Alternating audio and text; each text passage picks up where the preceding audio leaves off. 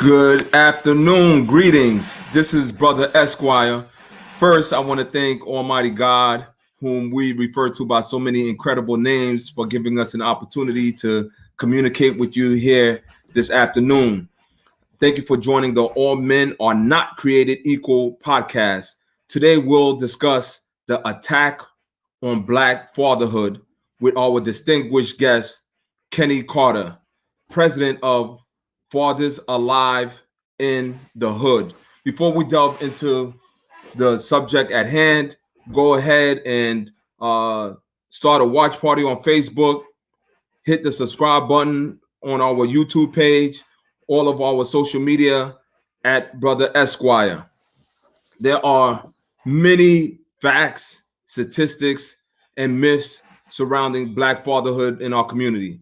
In fact, in this book called The Myth of the Missing Black Father, the authors explored the labeling of Black fathers from married Black father to single Black father, non-resident Black father, non-custodial Black father, powerless Black father, idolized Black father, and shadow Black father. Well, today we have a very special guest with us who has been working diligently, primarily in the New York community, but in every other urban center in the United States to help change the narrative of Black fatherhood. And he's a man that's on the ground. He's not a man of too many words, but a man of plenty action. So at this time, I'd like to bring our very special guest, our guest, Kenny Carter, president of Fathers Alive in the Hood, to our broadcast. Welcome, Brother Carter. How are you, sir? Oh man, I'm blessed and highly favored. I'd like to believe. Yes, sir. So yeah, Yes, sir. I see you out there, man. I see you out there right now. But we're gonna get into that a little bit later. For the listening audience, brother, what is your background? And are you a father yourself? Yes, I'm a father. I'm a husband. Man, I'm a brother. I'm a son.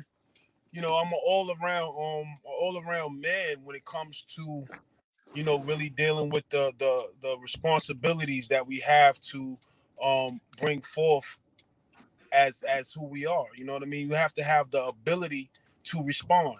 And some of us may not have that ability to respond, and some of us may not even know how to respond to certain situations right now. But this situation that we're talking about today is very powerful when we talk about the father, right? The source, the one, the Abba, the one who's, you know what I mean, that it comes from, that is rooted in. And I believe it's a very needed conversation. I believe it's definitely the elephant in the room, in a lot of cases where individuals may not want to face the facts of what's really going on out here when it comes to a lot of the murders, whether it be by way of black against black or police killing us, period. These situations are very broad, and it affects a lot, you know. So how did you get started in this movement? Because we see you, especially in Queens. I'm speaking from where I'm from, Jamaica, Queens. The work you're doing in Far Rockaway, tremendous work. But what made you decide to get into this particular space? All right, so what George Floyd is to a lot of people right now, Okay. that was my Daryl Adams, right? Oh, okay. So like, and Daryl Adams, he was a young man who was killed in South Jamaica houses some years ago. He was 18 when he died. He'd be 22, 20 something right now. But he died due to gun violence. And it was a situation where, either years right before him, I would say a good 6 years before Daryl Adams got murdered, um, it was the Sean Bell for me. You know what I mean? I But remember that. Yeah. when Sean Bell got murdered, that was like my awakening point. That got me from my, that was 2006. That got me out of my like, it's all about me. I'm just dealing with myself, and I'm dealing with my greed and everything else. Mm. And when I came out of that dark stage of life, um, at that time I was selling my CD. I was selling music Okay. on Jamaica Avenue. I was hustling my CD on in front of the Jamaican Coliseum, and the title of it was called "Death of a Pimp, Birth of a King." Wow. That was the first album that I released And how did you because come up with that title, brother?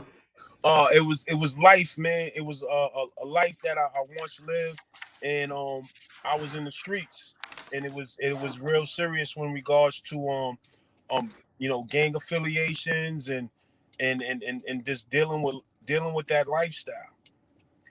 You Wow. know, it Okay. was it was something that was just I'm not too proud to talk about. That's something that I'm not too proud to talk about in regards to my life. That's why I think I have a book that I will be releasing. It's called From Krills to High Hills. People will definitely be able to read about that whole story. And then I have an autobiography that I'm working on now currently. So there's some things right now that I want to disclose, but I need people to be open minded, because as males we grow up and we go through different levels, and every level that we go through is a different stage that we have to mature to even understand and deal with not only ourselves but the women that we choose in our lives. I see. And going back to Brother Daryl Adams, what in particular, how did that strike you to actually propel you to say, I want to reach out to some of my young brothers and build with them? that How did that you get to that that point? that made that created the first peace walk that Fathers Alive in the Hood initiated in 2012 was on the strength of brother Daryl Adams, because a peace walk is a gathering that is put together by the community, and it's like we implore the community to come out, because if you're silent then that means you agree. And a lot of times we don't say much when it comes to black on black crime, when we see our people get just murdering each other senselessly on a regular basis, and it is a silence. And when you're silent to something, that means you don't care, or you don't got, what I mean, you out of touch. I So, disagree to the point where, as I said, listen, I talked to a few of my friends, and we was like, listen, they'll help. And we just started promoting flyers throughout the community. On this day, we're gonna take a walk from this point of the community where it happened at to where it initiated at. And they said, and I think we went from 40 South Jamaica houses all the way to Rochdale Village, Circle 5, and we ended the march there. But right after the march, we had a collaboration with big sister Erica Ford, where she presented um the violence interrupters segment that they had showed from Chicago. So in 2012, it was like sort of like the foundation work that was being already done for what is so big right now in New York City, which is a system that faith is not part of, but we wholly support, which is the crisis management system. okay, but how did you connect that crime with the attack on Black fatherhood, or how did fatherhood even? What was the correlation between what you witnessed with Brother Darrell Adams and the attack on Black fatherhood or fatherhood? Period. Because, like, listen, Daryl was a son, right? And he not only was he a son, he's somebody's brother. So just having certain titles in your family structure, you have to identify and have empathy with others that go through situations in their life. So when I seen the viral video that was on YouTube, and it had over millions of views, and it was troubling. It was very bothersome to me that nobody had anything to say. It was a quiet situation, and I was outraged for the fact that we seen teenage boys Hmm. that were mismanaging their emotions, and they were retaliatory, and their only resolution was to take the life of another. it was like, nah, this is something different. There's something that is missing in our households, and we have to be able to be proactive and not reactive. And Okay. with this whole situation with faith, it was more so I need to be more proactive. How do I be proactive as a man in a community and really stay positive and do something that will flatten the curve on the violence that's taking place. My Got it. solution, my solution was to be able to reach out to like-minded brothers. And around 2012, we had about 30 members of Faith Fathers Alive in the Hood who were diligently out in the different communities throughout New York City. And this is around I think Hurricane Sandy. Let's say in October, October 29th. It was supposed to be October. Yeah, Hurricane Sandy came in 2012, Sure. October 20 something, around in that area. And I was in Far Rockaway, and in Far Rockaway at the time, you guys may have seen the pictures and things of that nature. They had Yeah. cars float in. It was serious, and we mobilized and we was able to assist families in Ocean Village, where we had a lot of seniors at, in 7115 Carlton Manor, um, Red Fern, different housing developments. Period. We were able to mobilize and just walk up the stairs and just help out the seniors and inspire them. And then afterwards, our thing was, after this whole the Sandy situation, what can we do to be able to give back to these communities morally? Because now is this not a situation to just give free items or products and things like that. There has to be a part of us that we can leave behind. So we created something called the JEGNA program, JEGNA. Jegna is Ethiopian word which means protector of a culture, one who isn't afraid to speak truth to power. And it wants everybody to pretty much be politically educated and understand how the dynamics of the corporation called America actually runs. So when we have these particular 12, there are 12-week sessions. The sessions are usually held from 7 p.m. to 9 p.m., which is 2 hours, 2 to 3 hours. And one of the things that we're known to do is, we want neighborhood vendors to support. So if there's a black-owned business in the community, or even it doesn't even have to be black-owned, it just could be a business that's been operating in our community. It's a restaurant, whether it's a supermarket. We're going to go ask them, listen, we have this group at this particular time of night. Can you please supply the beverages and the snacks? Then we'll go to the eatery. Well, we need to cater food for approximately 15 to 20 young people. And from that point on, everything else is just pretty much simply about just using our community for the resources in order to show individuals that, listen, we could do this together. and And, and and I see that you also, Brother Carter, started like a peer father group. I remember seeing it in the newspapers or somewhere in the local media where you had young fathers in a circle and actually teaching them, father skills, etc. Can you talk a little bit Yes. about that work?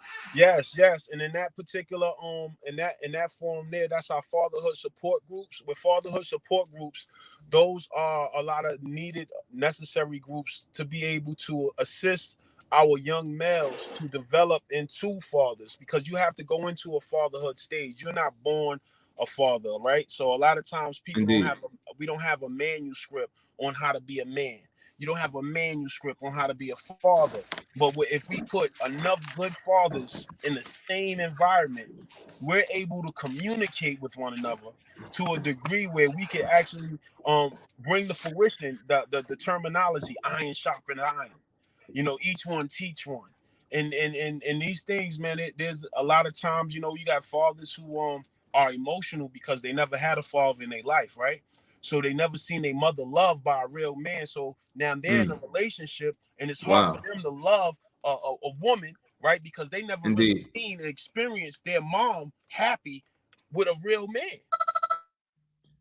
And what other age groups Oh man, I think we lost brother Carter for a quick second, so we're going to wait to see if we could get him back on. But one of the things that I wanted to ask brother Carter is what are the age groups that he sees or he mentors in his program? Because I think it's really important that this mentoring, as far as developing fatherhood skills, have to start extremely early. And when I say fatherhood skills, we're not talking about what can make your father, but some of those characteristics that will make you a good father, such as responsibility, such as kindness, such as even hygiene and others. I see, brother Carter, you're back. I can't. I'm having Brother trying to Carter, hear you're you, back. bro. Okay. But I still Can can't you hear hear you me? though. Can you hear me now? Trying to hear you. Okay. You should be able to hear me now. Uh, Brother Carter? Brother Carter?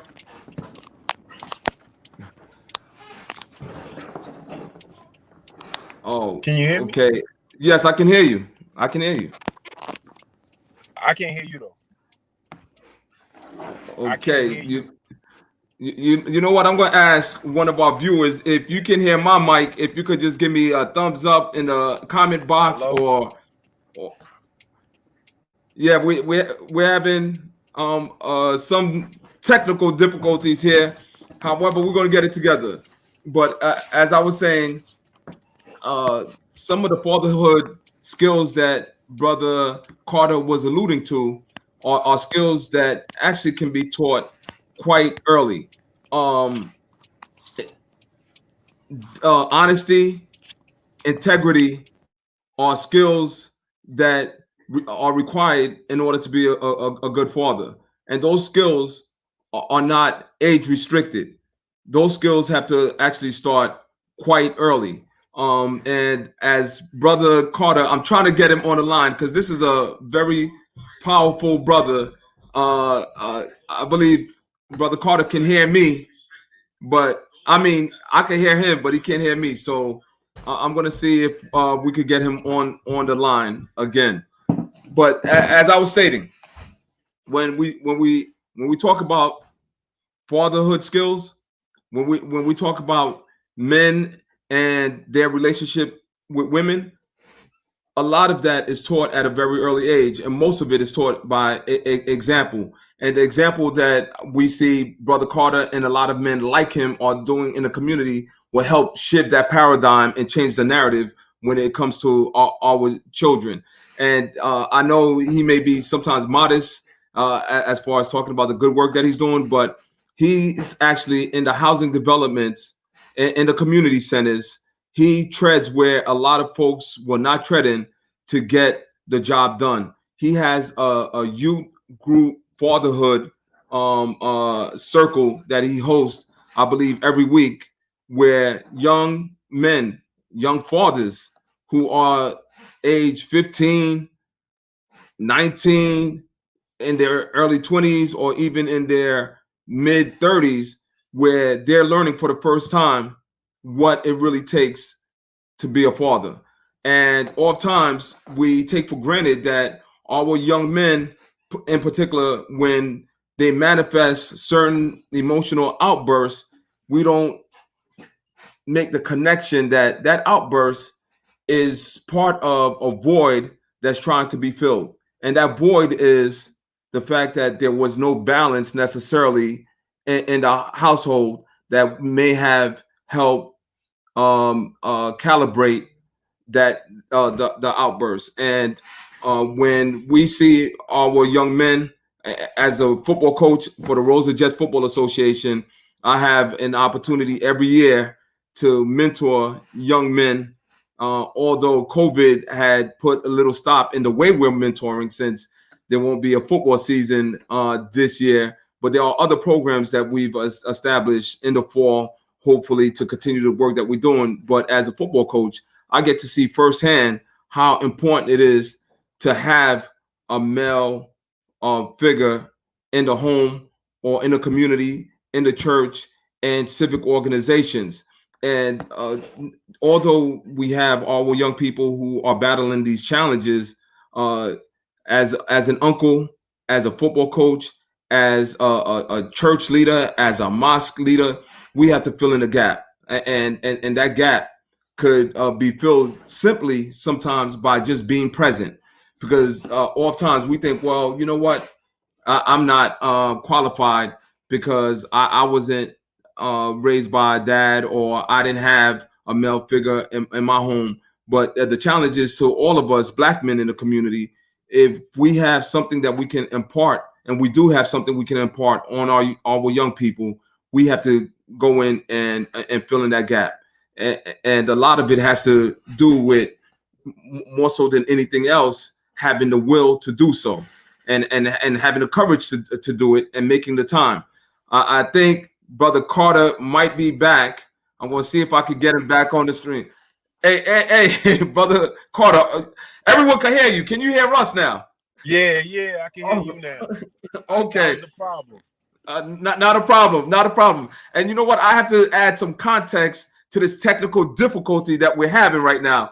Can you just share with the audience where are you and what are you doing right now, brother? Right now, we're doing our first annual vegan festival in Queensbridge Housing Projects, which is one of the biggest projects in the world. 96 buildings, 6 blocks. We're in Queensbridge Park.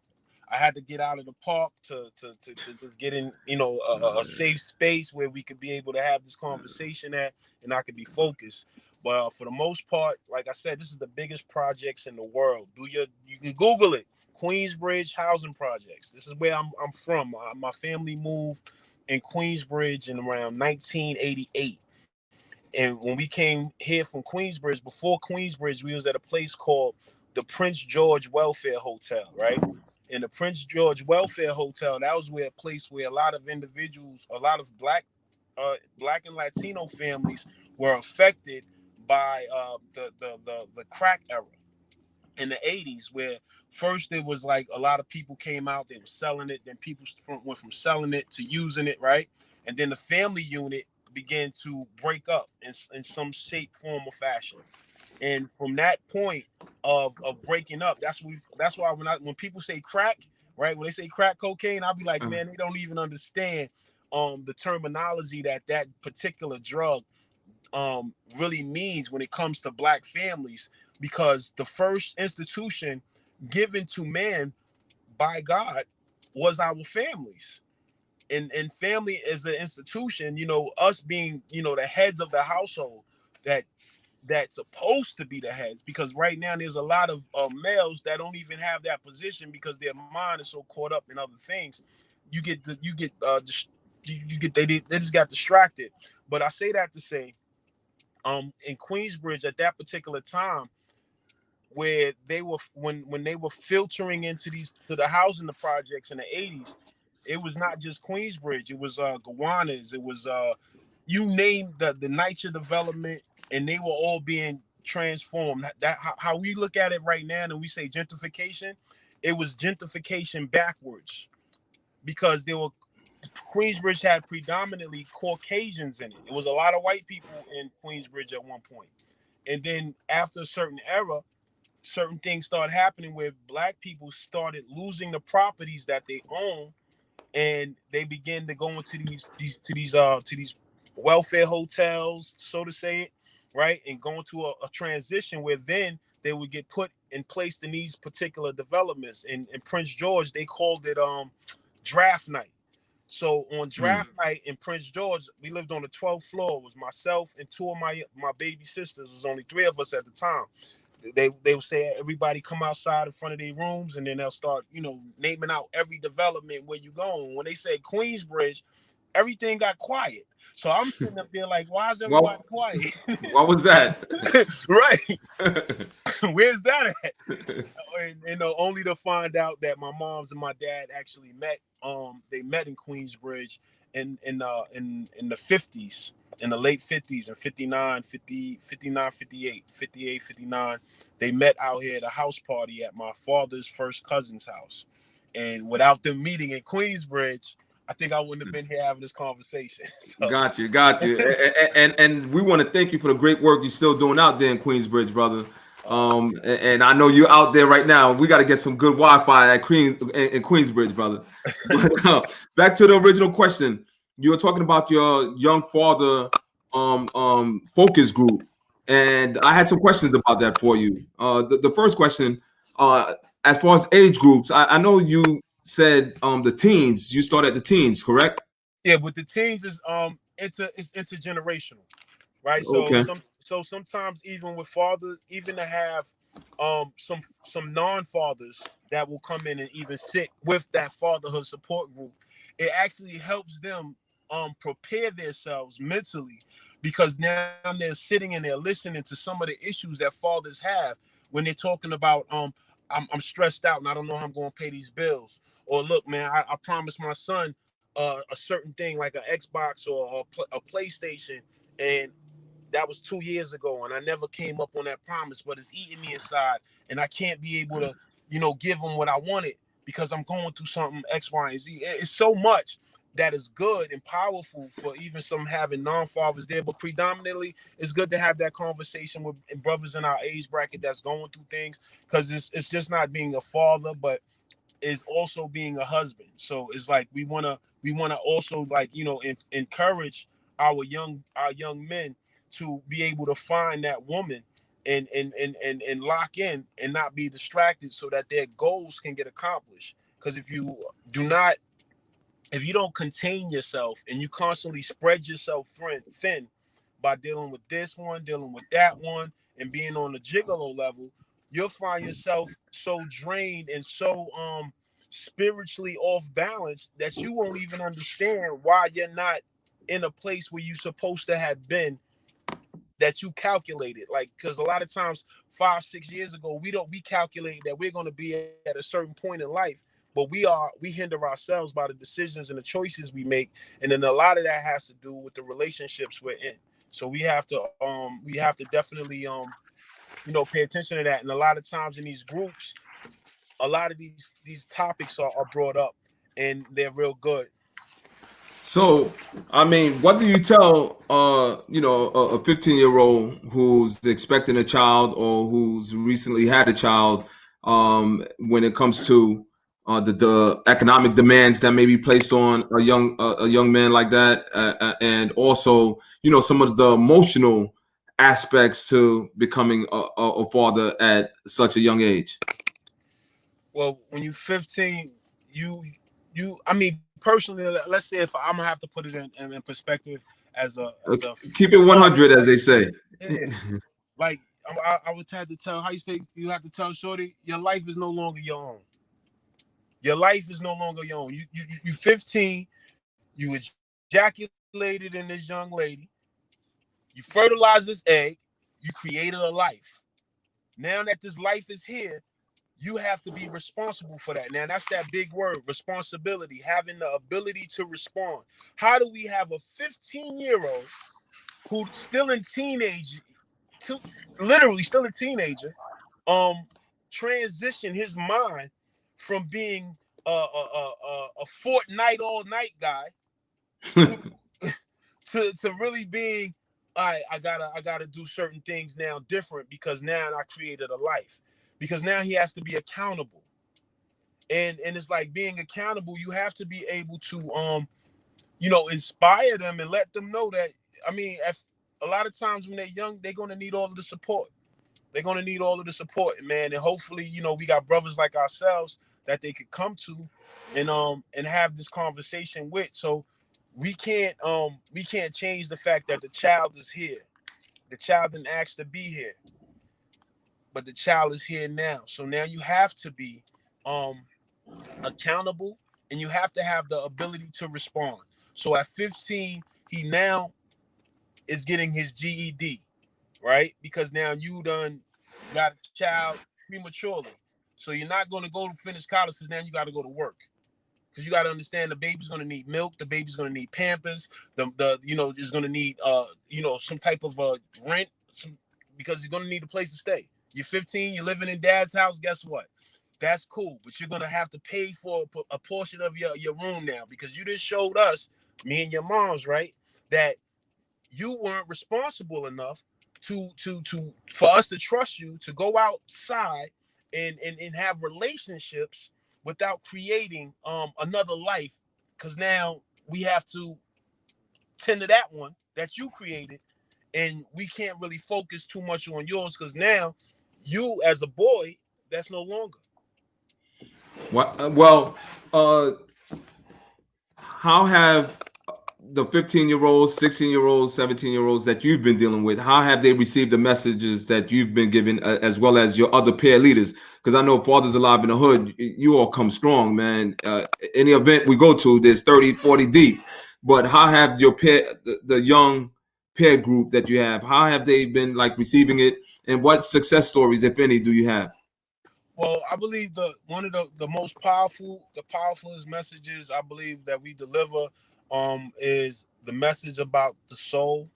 And at this point it's just like, when we speak about the soul, that's a lot, that's a word that's so loosely used and abused in a lot of different areas in life. And when we think about it with our elders, they'll be like, the devil wants your soul.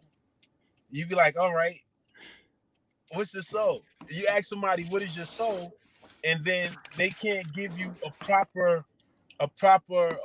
suitable definition of what a soul is. So if you can't, they said they can't hear me. No, no, go ahead. No, you're good now. That was All from a right, little while ago. all But right. talk So about the soul. so they saying that if you can't define it, how can you protect it? So Mm. these are some of the key elements that we first have to offer, is just identifying that first entity. Like, what is your soul? So in the seat to a man's soul is three parts. It's your mind, it's your emotions, and it is your will. Those are the three things that creates the soul of a man.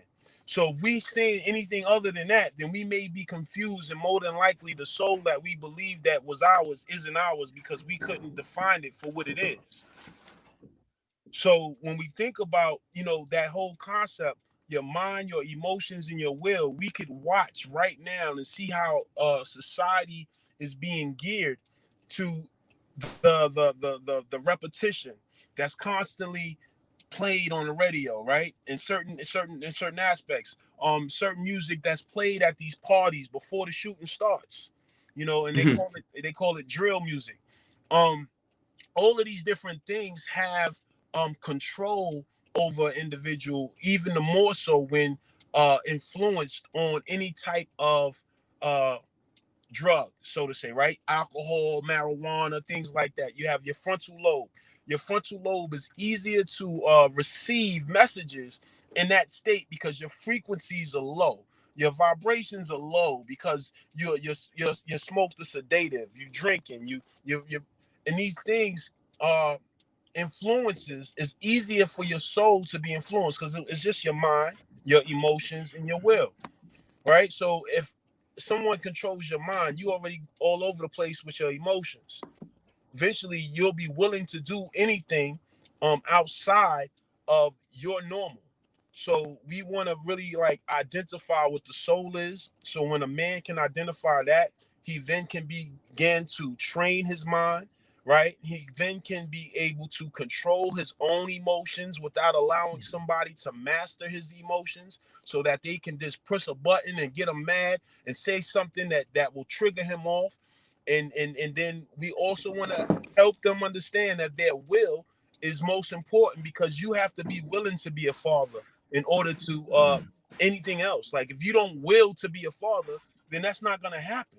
You're just going to be a deadbeat. So it's very Yeah. important for us to want to be, to will that into existence. Like, I'm gonna be the best father that I'm going to be, and that's just that in our minds. So part of this breaking down that concept of the soul is so powerful, because we're able to save individuals from going on the wrong path that may have not even had that thought of what a soul truly is.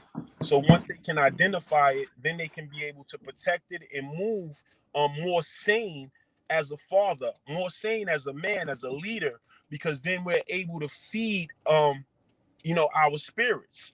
And we feed our spirit by the words of righteousness that we choose to read. Wow. Brother Carter, what you just gave us, most students are not receiving this in the schools. Except there's a few schools where they're getting some good information. I know. I have on this line here Dr. Khalid Kirkland, who is the principal of Bronx Preparatory School up in the Bronx, and he's doing a tremendous job with our young men in particular. And but the 1.2 million students in New York City is not getting this kind of information. Are you doing any work in the schools?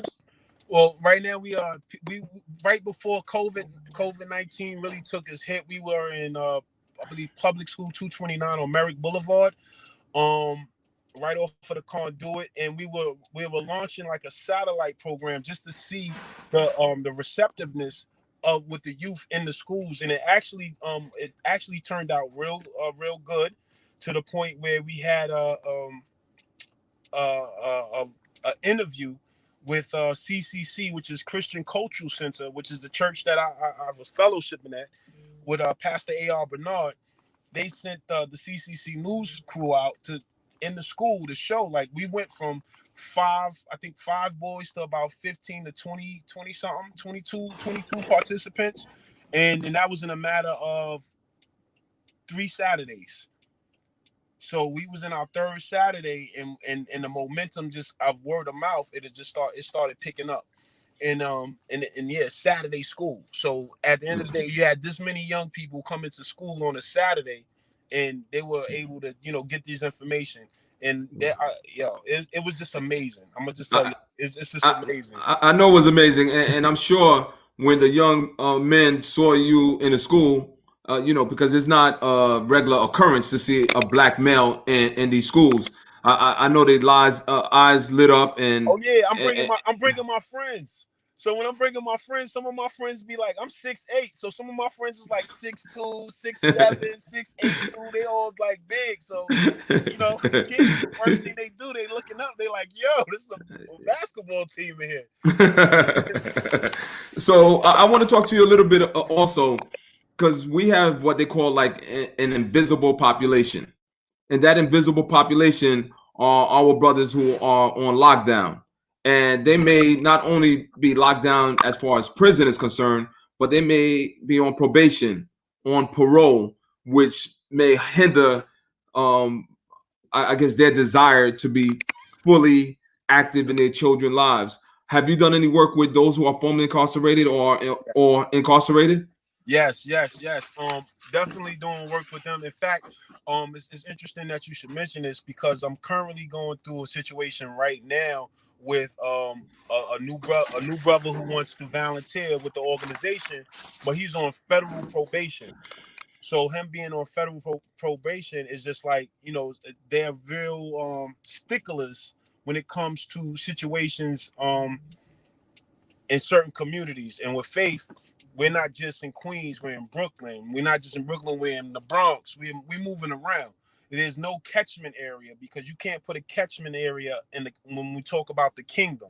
So when we talk about the kingdom work that has to be done, there's no catchment area with that. So we got to be able to move around freely, and as our spirit see fit, to be able to encounter the individuals that need to be encountered at that particular time. And we will be surprised a lot of the times of the conversations that are needed in the heat of the moment. And for our brother, oh man, I think we lost Brother Carter again in Queensbridge. We have to talk to the mayor about that to get the Wi-Fi in Queensbridge working. Brother Carter, can you hear me? I, I said Yeah, I can we hear have you now. to we have to put in a call to the mayor, man. This Wi-Fi situation in Queensbridge is not the best. So Nah, after this, we're gonna build to get that going. But how about I that? wanted to ask you a question. A brother comes out of jail, may not have the resources, struggling to find gainful employment. but yet he has 2 or 3 children at home. What kind of support, if any, does Faith provide? Fathers Alive in the Hood provide to a young man in that position? And just when Brother Carter was about to give a very deep answer to that question, he freezes. Well, to our listening audience and to our viewing audience, we just want to thank you for being patient with us. When you have a soldier who's not behind a desk necessarily, but who's in the streets doing the work never stops for him. You can almost anticipate that there'll be some technical difficulties here and there. As I mentioned before, Brother Carter, who's the founder and president of Fathers Alive in the Hood. He's actually in Queensbridge doing some tremendous community work out there, working with our young people. He's a violence interrupter as well, where he gets in between the knives and the guns and try to establish peace amongst our young people. So I think Brother Carter is trying to come on once again. Kenny, are you good now? Kenny, can you hear me? It's too much. Yeah. Can you hear me now, Kenny? Can't hear you. Here we go again. Here we go again. Well, as I was Excuse stating. me. Hello.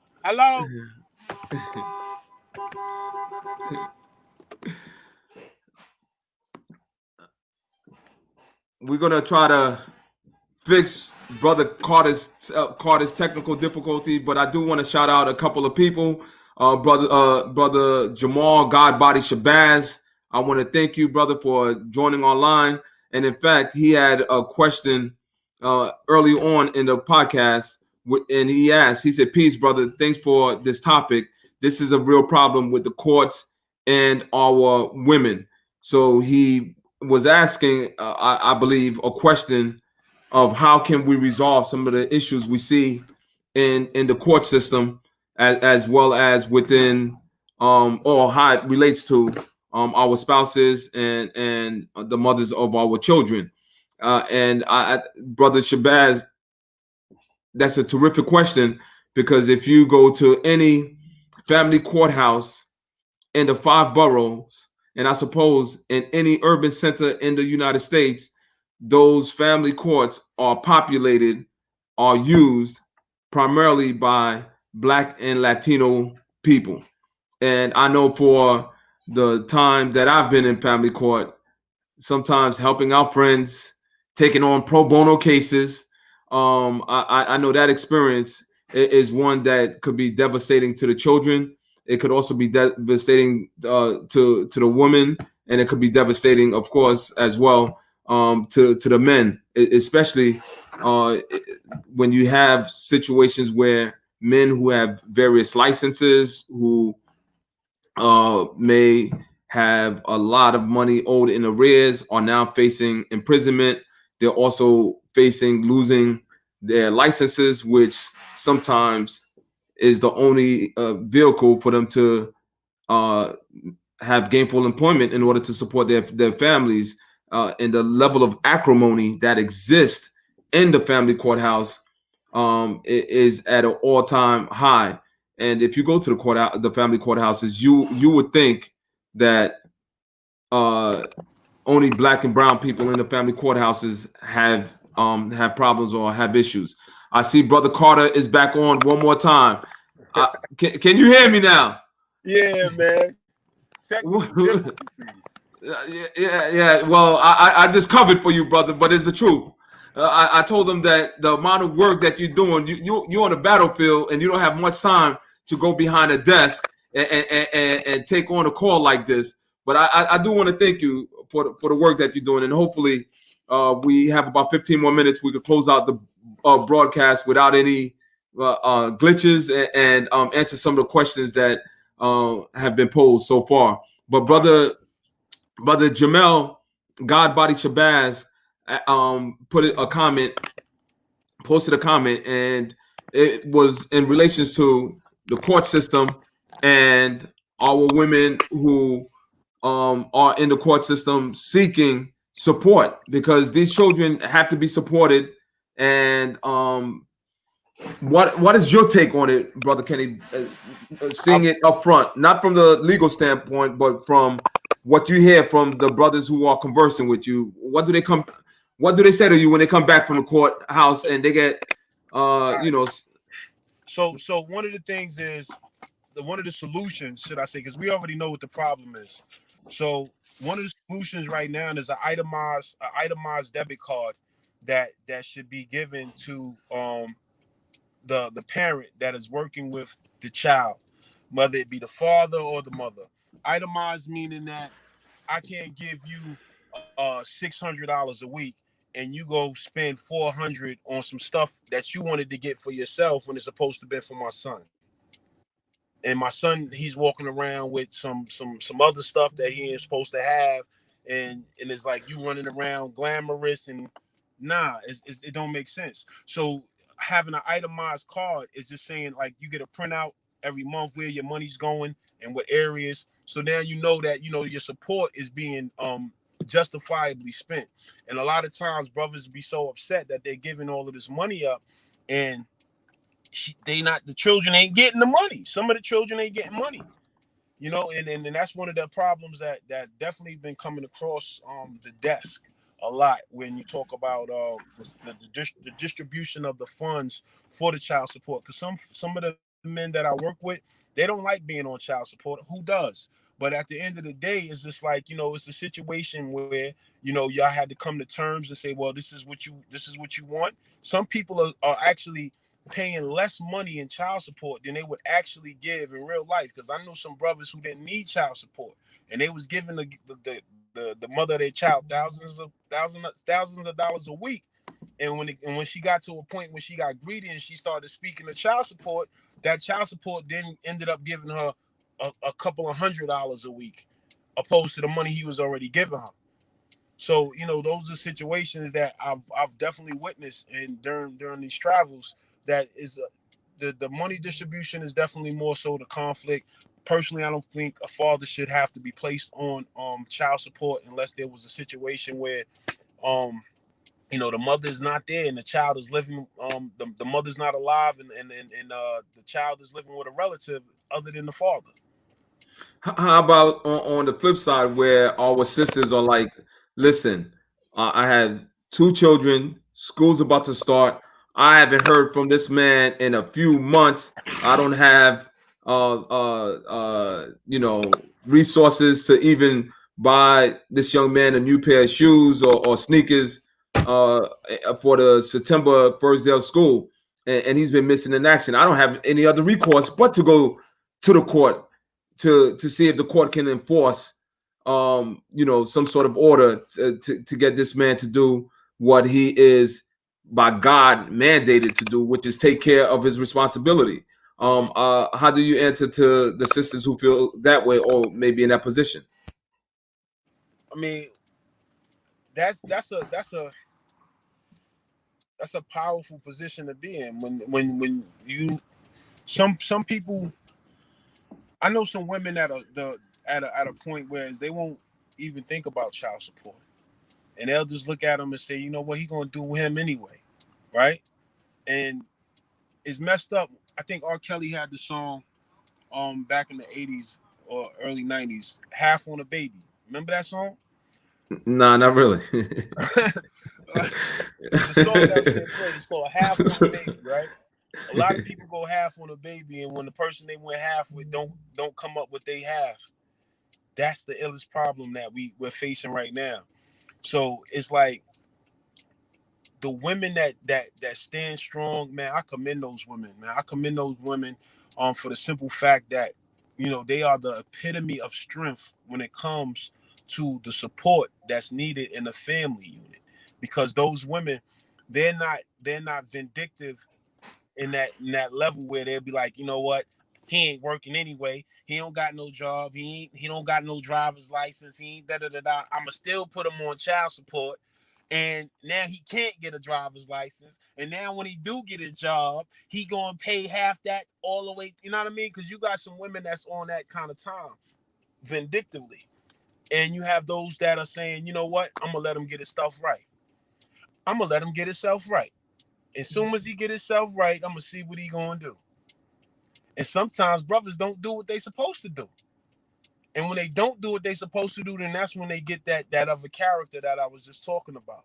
But those women, before they become that person, they have that time to endure with the change, the process of change that has to happen within that man in order for him to even become a man.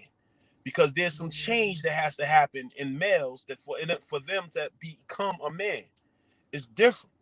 It's not we move different, we groom different.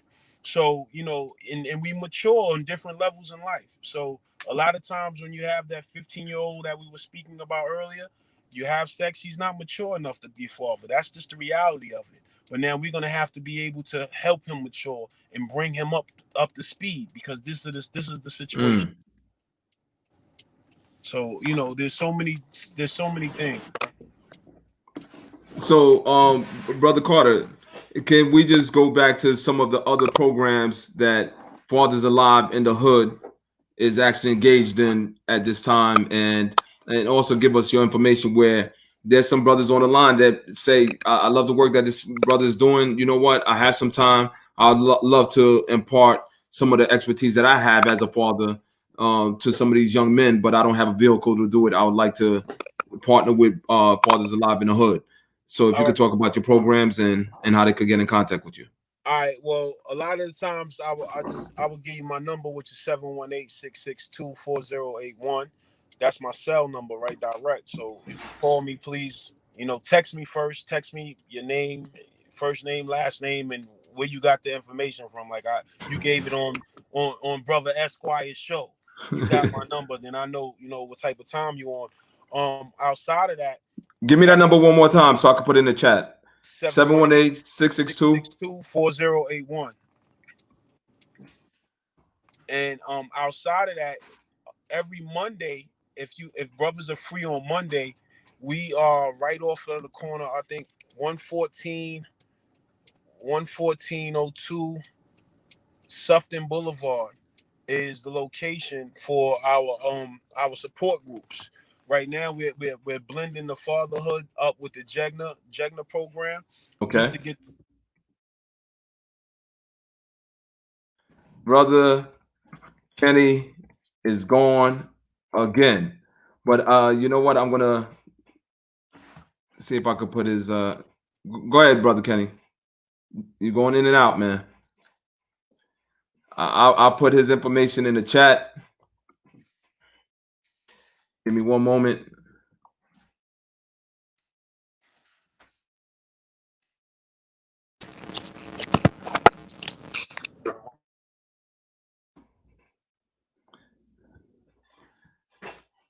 If you want to reach Brother Kenny and have time to volunteer, you can call him directly 718-662-4081.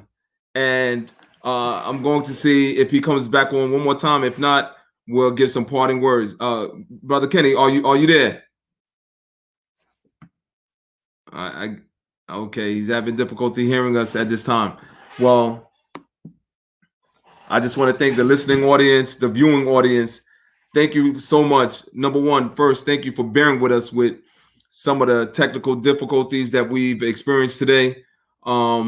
Again, Kenny Carter, he's one of the top soldiers we have out there in the streets, helping our young people with fathering skills, helping our young people as far as understanding that we have to stop the violence in our community. And he's on the front line. So I'm going to give him a pass because I know the type of work that he does, and he does it on a daily basis, And the type of work that he does really needs to have support. Again, if you want to help faith, if you're a father, if you're a man who have been blessed by having a father teach you some fathering skills, or if you just a man that just have the spirit and the will to help our young people, please contact Brother Kenny of Fathers Alive in the Hood at 718-662-4081. Again, Brothers Alive in the Hood, 718-662-4081. Thank you again for tuning in to our All Men Are Not Created Equal podcast. And we look forward to seeing you next week. You can subscribe to our YouTube page. Please also like us on all the other social media, IG, as well as Facebook. And thank you again for joining our podcast. And may God bless you all. Take care.